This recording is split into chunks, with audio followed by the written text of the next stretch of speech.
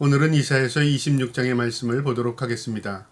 이 26장의 내용은 하나님께서 이사야 선지자를 통해서 보여주신 내용인데요. 열방의 심판과 또 하나님의 택함 받은 백성의 구원에 대한 내용입니다.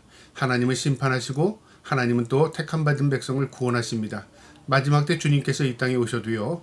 이 일들이 일어날 테인데 오늘 이 말씀을 통해서 살아계신 하나님께서 마지막 때의 심판과 구원이 어떻게 이루어지는가를 이 말씀을 통해서 또 볼 수 있는 저와 여러분 되기를 주님의 이름으로 축복합니다. 이사야서 26장 1절에 그날의 유대 땅에서 이 노래를 부르리라. 우리에게 견고한 성읍이 있으며 여호와께서 구원을 성벽과 외벽으로 삼으시리로다. 그날에 하나님의 심판이 당하는 날에는요. 견고한 성읍이 있답니다. 이것은 세상 나라에 있는 성읍이 아니라 하나님의 보호하심, 하나님의 울타리를 말합니다. 우리가 하나님의 보호하심에 있으면 그것이 바로 견고한 성읍입니다. 세상의 그 어떤 것도 우리를 지킬 수 있는 것이 이 세상에 있지 않습니다. 하나님만이 우리를 지키실 수 있고요. 또 우리가 그 보호하심에 살아갈 때 우리가 견고한 성읍 아래 사는 것과 동일한 것입니다. 지금 이 구원의 노래는요. 하나님의 택함 받은 백성들이 마지막 때 심판 가운데서도 하나님의 견고한 성이 우리를 지키신다고 노래하는 겁니다. 26절에 너희는 문들을 열고 신의를 지키는 의로운 나라가 들어오게 할지어다. 문들을 열고 그 견고한 성읍에 초대하는 부름받은 사람들이 있는데요. 신의를 지키는 의로운 나라. 신의를 지킨다는 것은 믿음을 지키는 사람들. 그 사람들이 함께 있던 그 의로운 사람들의 모임을 의로운 나라라고 표현한 겁니다. 그러니까 어떤 이 지상에 있는 나라를 지칭하는 게 아니라 하나님 앞에 구원에 택함 받은 백성들이 의로운 나라로 신의를 지키고 믿음을 지킨 사람들이 함께 모여들게 될 것이다 그 말이죠. 그러니까 마지막 때의 심판 가운데는 우리가 하나님 앞에 보일 수 있는 것은 믿음입니다. 내가 믿음으로 살았으면 하나님 앞에 은혜의 구원을 받게 되는 것이고요. 내가 이 땅에서 믿음으로 살지 못했다면 그의 결과로 심판을 받는 것입니다. 지금 이 문을 열고 신의를 지킨 자들을 다 하나님께서 불러 모으십니다. 3절에 주께서 심지가 견고한 자를 평강하고 또 평강하도록 지키시리니 이는 그가 주를 신뢰함이니이다. 주께서 심지가 견고한 자를 하나님 부르신답니다. 어디로요? 평강의 평강으로. 그러니까 평안과 위로와 안식이 있는 곳으로 하나님이 불러 모으시는데요. 심지가 견고하다는 것은 무엇이냐면 믿음의 신의를 지킨 것을 의미합니다. 우리가 오늘은 믿고 내일은 믿지 않고 또 기회가 있으면 믿고 기회가 없으면 믿지 않고 그런 흔들리는 믿음이 아니라 견고한 뿌리를 가지고 어떠한 상황 가운데서도 흔들리지 않는 믿음, 그것이 진정한 믿음입니다. 그 신의를 지킨 그 믿음의 사람들을 하나님께서 평강의 평강으로 인도하신답니다. 4절에요. 너희는 여호와를 영원히 신뢰하라. 주 여호와는 영원한 반석이심이로다. 이것은 우리에게 주는 결단의 메시지입니다. 영원히 신뢰하랍니다. 하나님을요. 그러니까 어느 일부분만 언제 동안만이 아니라 우리가 영원히 하나님을 신뢰하면 하나님은 영원히 우리의 반석이 되신답니다. 그리고 하나님은 영원한 천국으로 우리를 입성시켜 주십니다. 그분만을 신뢰하며 살기를 축복합니다. 5절에 높은 데에 거주하는 자들을 낮추시며 솟은 성을 헐어 땅에 엎드시되 진토에 미치게 하셨도다. 높은 곳, 높은 성은 무엇을 의미하냐면 교만한 것, 교만한 나라, 그리고 교만한 마음들을 하나님께서 꺾으시고 낮추신답니다. 진토에 미치게 한다. 납작하게 땅에 흐트러지게 만들어버린다 그 말이죠. 그러니까 하나님이 미워하는 것 가운데는 우리 인간의 교만함이 있습니다. 우리가 교만하고 하나님을 무시하고 하나님을 인정하지 않을 때 결국 그것을 통해서요 우리가 하나님 앞에 징계와 심판을 받게 되는 겁니다. 그래서 겸손한 자에게 은혜를 베푸신다는 말은 우리가 하나님 앞에 겸손하게 살면요 하나님의 은혜와 은총을 우리가 입게 되는 것입니다. 6절에요. 발이 그것을 밟으리니 곧 빈궁한 자의 발과 궁핍한 자의 걸음이로다. 빈궁한 자, 궁핍한 자. 하나님 앞에 살다가 이 땅에서 슬픔과 고통 가운데 살았지만 그들이 결코 그들을 위에 서게 될 것이다 그 말이죠. 이것은 하나님의 심판이 임하게 되면 상황이 완전히 역전되고 반대되는 겁니다. 우리가 이 땅에서 믿음을 지키기 위해서 고난을 받고 우리가 이 땅에서 믿음을 지키기 위해서 환난 가운데 있었지만 그러나 마지막 심판 때는요 역전이 됩니다. 이 땅에서 권력을 잡고 이 땅에서 남을 지배하고 남의 것을 착취하고 빼앗던 자들은 다 하나님 앞에 심판, 징계를 받게 되고요. 짓밟히게 되는 것입니다. 7절에요. 의인의 길은 정직하며 정직하신 주께서 의인의 첩경을 평탄케 하시리로다. 정직한 하나님께서 정직한 사람들의 길을 하나님이 인도하신답니다. 정직한 자는 뭘까요? 남을 속이지 않는다? 그건 인간의 관점이고요. 정직이라는 건 뭐냐? 하나님 앞에 올바르게 살아가는 게 정직한 겁니다. 내 인생의 주인을 확실하게 인정하고 사는 게 정직한 겁니다. 정직은 뭐죠? 주인을 알아보는 거죠. 그게 정직한 거죠. 우리의 인생도 그렇습니다. 우리가 하나님을 인정하고 살고 하나님의 뜻 가운데 살려고 하고요. 하나님의 말씀을 우리가 순종하며 살려고 하는 것, 정직한 겁니다.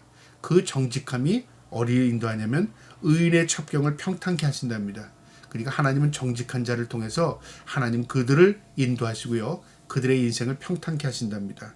저와 여러분이 정직한 길, 하나님이 기뻐하는 삶을 사셔서 하나님께서 우리의 인생을 평탄케 하는 푸른 초장 잔잔한 물가로 인도해 주시기를 주님의 이름으로 축복합니다.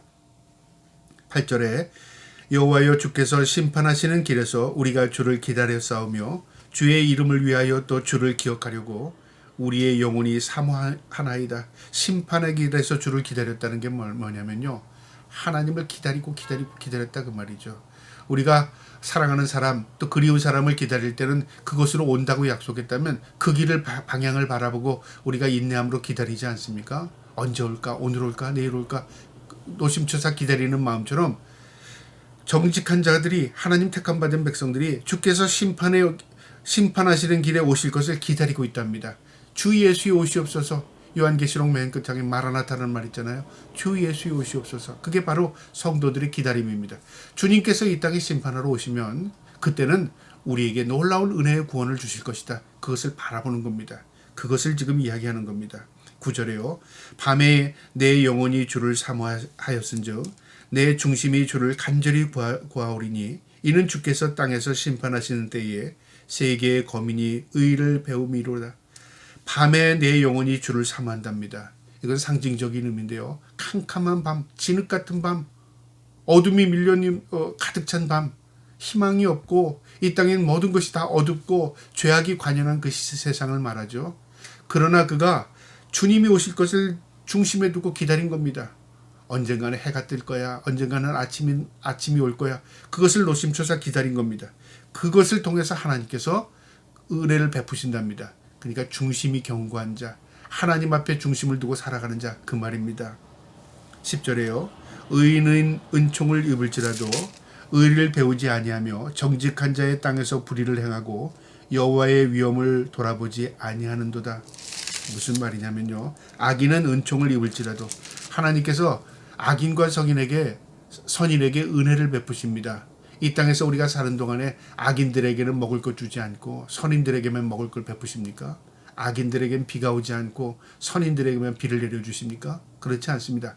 하나님은 모든 인류를 통해서 모든 인간들에게 다 은혜와 은총을 베풀어 주십니다. 그런데 악인은 깨닫지 못한다는 거죠. 무엇을요? 하나님의 은혜를 깨닫지 못합니다. 의인은 무엇을 깨닫습니까? 하나님의 은혜임을 깨닫는 겁니다. 그러니까 중요한 게 뭐냐면요.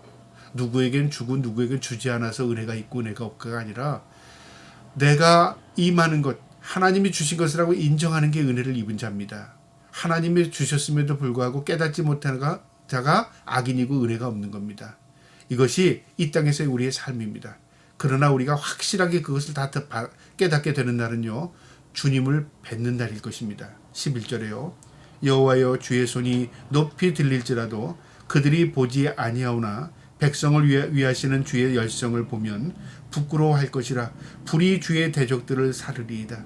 마지막 때가 되면 하나님의 심판 가운데 그들이 부끄러웠게 될 것이다 그 말이죠. 이건 부끄러움은 뭐냐면 사망입니다. 그들은 형벌입니다.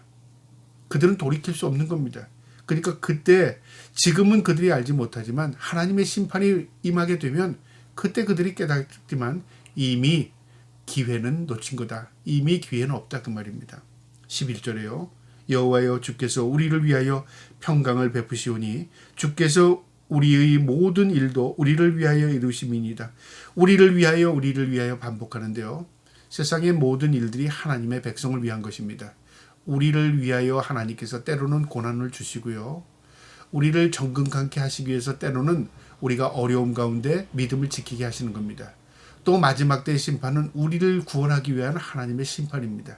모두가 우리가 깨닫지 못하지만 하나님께서 택함받은 백성을 위하여 하나님의 섭리로 이끌어 가시는 겁니다.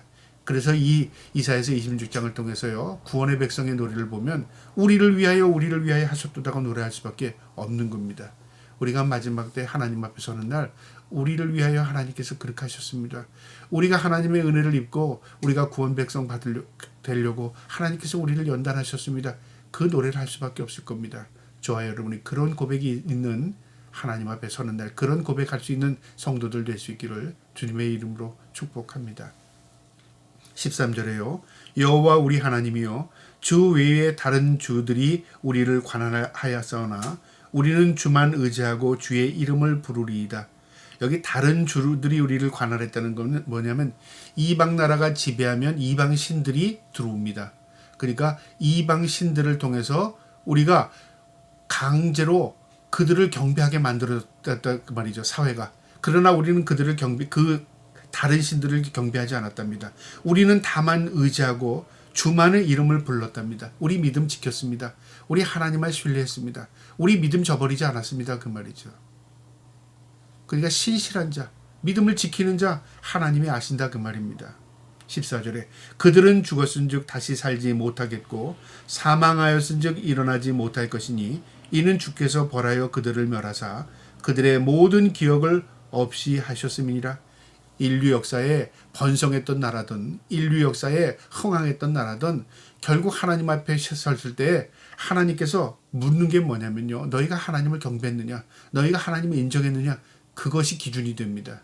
애굽도 아수르도 바벨론도 다 무너졌습니다. 결국 이방 신들을 섬겼던 이방인들도 다 흩어집니다. 하나님의 백성들은 하나님께서 그들을 보호하시고 하나님께서 그들을 지켜주십니다. 이것을 지금 이야기하는 겁니다. 믿음을 지키고 신의를 지켰더니 인류 역사를 통해서 지나간 세월들을 보게 되면요. 하나님 앞에 믿음을 지킨 백성들을 하나님이 보호하신다 그 말입니다. 15절에 여호와여 주께서 이 나라를 더 크게 하셨고 이 나라를 더 크게 하셨나이다. 스스로 영광을 얻으시고 이 땅의 모든 경계를 확장하셨나이다. 여기서 말하는 이 나라라는 것은 어떤 이 나라에 국한된 한 나라를 지칭하는 게 아니라 하나님의 백성들을 말합니다. 하나님의 백성들이 점점 많아졌다 그 말이죠. 그래서 이 땅의 모든 경계를 확장하셨다. 이 땅의 모든 나라의 경계가 없이 하나님께서 이스라엘 민족을 통해서 이방인에게 복음이 전파되게 하시고 그 이방인들이 결국 하나님의 구성원들이 된다 그 말이죠. 그것을 지금 말하는 겁니다. 16절에요.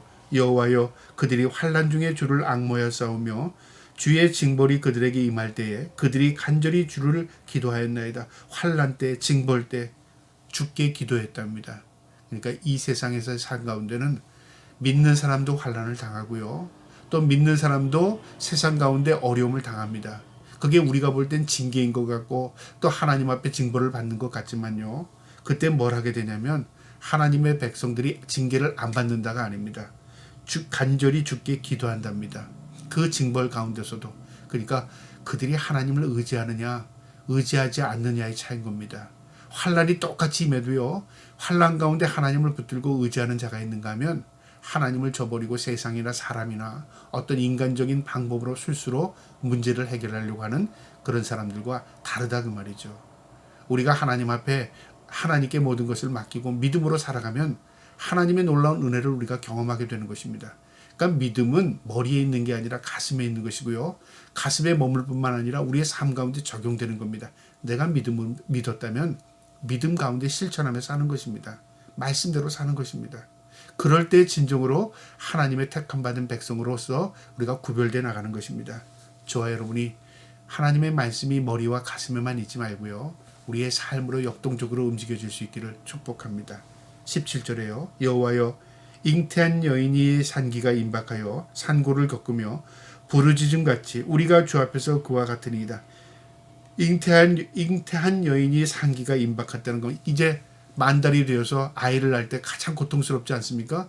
그때 부르짖는다, 울부짖는답니다. 그러니까 하나님의 택함 받은 백성이 이 땅에 살면서 주 예수 오시옵소서 그러면서 이 세상을 보면 한탄하게 되는 겁니다. 왜 주님을 부르짖고 주님을 오실 것을 기대합니까? 이 세상은 더 이상 희망이 없습니다. 이 세상은 점점 악인이 관영합니다. 이 세상은 점점 악해집니다. 그것을 깨닫게 되는 거죠. 우리가 이 땅에서 살 때 이 세상이 평탄하고 좋은 것으로만 인식되는 것은 아직 하나님 기다리지 않는 겁니다. 이 세상에 희망이 없고요. 이 세상이 점점 악해지는 걸 보게 되고 이 세상이 정화되지 못하는 것을 보게 될 때 주 예수의 오시옵소서 그게 우리의 마음속에 저절로 나오는 겁니다. 여러분 세상을 어떤 관점으로 보십니까? 세상에 희망을 두고 사십니까? 그것은요 아직 하나님 기다리지 않는 겁니다. 그리고 우리가 세상에 희망이 없는 사람만 천국 간다 그게 아니라 우리가 이 세상을 바라볼 때 하나님의 말씀에 비춰볼 때 세상에 희망 둘 것이 없구나. 오직 하나님만을 의지하며 살아야 되겠구나. 그리고 하나님의 약속을 믿고 바라볼 때 우리의 마음의 천국을 소유하고 사는 것입니다. 저와 여러분이 그 마음으로 살기를 축복합니다. 18절에요. 우리가 잉태하고 상고를 당하였을지라도 바람을 낳은 것 같아서 땅의 구원을 베풀지 못하고 세계의 거민을 출산하지 못하였나이다. 우리가라는 말을 하는데 무슨 말이냐면 우리가 잉태하고 산고를 당할지라도 우리가 고통 가운데 있을지라도 우리 스스로 어떤 문제를 해결할 수 없다 그 말이죠. 바람을 낳는 것 같다. 여러분 바람을 낳는 것은 허상이죠. 바람을 우리가 잡을 수 있습니까? 바람을 만든다고 해서 우리가 어떤 게 만들어집니까? 허상이다. 우리가 생각일 뿐이지 그 문제 해결할 수 없다. 구원을 베풀지도 못한다. 그리고 우리가 어떤 것을 출산할 수도 없다. 다시 말하면 어떤 것을 만들어낼 수 그것을 방법을 해결하고 만들어낼 수 있는 것도 한계가 있다. 없다 그 말입니다. 19절에요. 주의 죽은 자들이 살아났고 그들의 시체들이 일어나리이다. 티끌에 누운 자들아 너희는 깨어나 노래하라. 주의 이슬은 빛난 이슬이니 땅이 죽은 자들을 내놓으리로다. 심판이 임하게 되면 죽은 자들이 살아나죠. 살아있는 자들이 주님을 만나게 됩니다. 그러니까 마지막 때는 인류 역사상의 모든 인간들이 모두 하나님 앞에 서게 되는 것이다. 그 말이죠. 1대1입니다. 그 하나님 앞에 서게 돼서 하나님 앞에 심판을 기다리게 되는 것입니다. 죽은 자들도 내어놓으리라. 죽었다고 해서 끝이 아니라 죽은 자들도 이제 다시 살아나서 하나님 앞에 서게 된다 그 말이죠. 마지막 심판 때의 모습입니다. 20절에요. 내 백성아 갈지어다. 내 밀실에 들어가서 내 문을 닫고 분노가 지나가기까지 잠깐 숨을지어다. 무슨 말이냐면요. 하나님의 심판이 시작되니까 하나님의 백성들을요 밀실에 들어가서 그러니까 하나님의 보호의 성에 들어가서 하나님께서 지켜주시는 그곳에 들어가서 문을 닫고 분노가 지나가기까지 잠깐 쉬어라. 그러니까 심판이 시작되면은 하나님의 택함 받은 백성들을 보호하시겠다 그 말이죠. 심판이 끝날 때까지. 얼마나 위로가 되는지 모릅니다. 심판 가운데 우리가 심판을 다 당하고 그 가운데 우리를 본받는 게 아니라 그 심판이 임하게 되면요 하나님의 택함 받은 백성들을 심판 가운데 구별하십니다. 그리고 심판이 시작되고 그 다음에 하나님께서 심판을 마치시고 하나님이 우리를 새하늘과 새 땅으로 입성시킵니다. 마지막 21절에요. 보라 여호와께서 그의 처소에서 나오사 땅의 거민의 죄악을 벌하실 것이라. 하나님의 심판이 시작됐죠. 땅의 거민들의 죄악을 심판하신답니다. 땅이 그 위에 잦았던 피를 드러내고 그 살해당한 자를 다시는 덮지 아니하리라. 땅에서 피 흘리고 죽고 억울함 죽음 그 다음에 고통스러운 죽음들 다 이 고통들이 다 땅에서 토해내고 드러냅니다. 그 살해당했던 자들이 다시는 덮지 아니한다. 증거가 다 드러나게 된다 그 말이죠. 그래서 하나님께서 모든 것들을 심판하게 되실 것이다 그 말이죠. 이 말씀을 보면 하나님께서 지금도 세상을 다스리심을 이 말씀을 통해서 깨닫게 됩니다. 그리고 하나님께서 하나님의 택한 받은 백성을 구별해 나가시는 걸 보게 됩니다. 저와 여러분이 어떤 상황에 있을지라도요. 하나님 앞에 심지가 곧은 신앙으로 또 하나님만을 신뢰하는 믿음으로 또 흔들리지 않는 믿음으로 살아갈 때 하나님께서 마지막 때 우리를 천국으로 입성시켜 주실 것입니다. 저와 여러분이 오늘도 내일도 믿음으로 승리할 수 있기를 주님의 이름으로 축복합니다. 아멘.